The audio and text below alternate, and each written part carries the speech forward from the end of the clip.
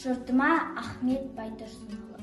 Бірлік қып ісетуге шорқақ жұртым, табылса оңай олжа ортақ жұртым, сияқты қара қарға шуылдаған, үрейсіз қоян жүрек қорқақ жұртым.